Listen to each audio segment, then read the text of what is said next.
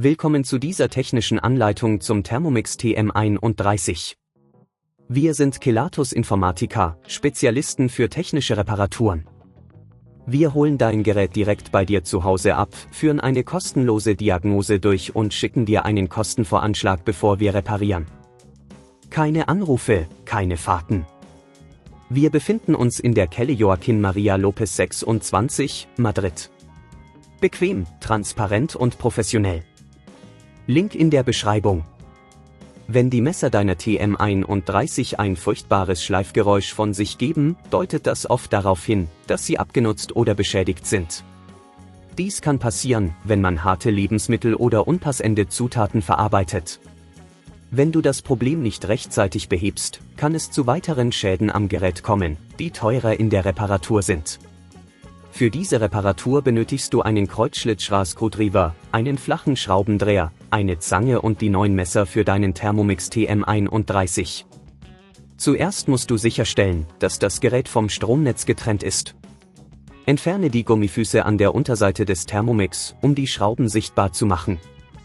Mit dem Kreuzschlitzschraubendreher löst du die Schrauben und hebst das Gehäuse vorsichtig an. Achte darauf, die Kabel nicht zu beschädigen. Jetzt ziehst du den Motor und die Messer. Um die defekten Messer zu finden, drehe die Messereinheit vorsichtig, bis du die Abnutzung erkennst. Benutze die Zange, um die Messer zu greifen und sie vorsichtig herauszuziehen. Setze die neuen Messer ein, indem du sie in die gleiche Position einfügst, und achte darauf, dass sie fest sitzen. Überprüfe die Schrauben, die die Messer halten, und ziehe sie mit der richtigen Kraft an, um ein Lösen während des Betriebs zu verhindern. Wenn dir das an dieser Stelle zu kompliziert wird, denk daran, dass wir bei Kelatos dein Gerät zu Hause abholen und es dir repariert zurückschicken. Nachdem du alles wieder zusammengebaut hast, setze das Gehäuse zurück und schraube alles fest.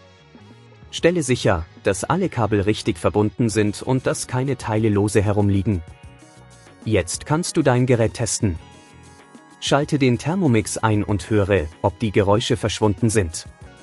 Um zu verhindern, dass die Messer wieder abnutzen, empfehle ich, nur die empfohlenen Zutaten zu verwenden und regelmäßig eine Sichtprüfung der Messer vorzunehmen.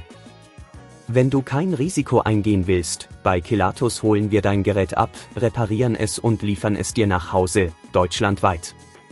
Link in der Beschreibung.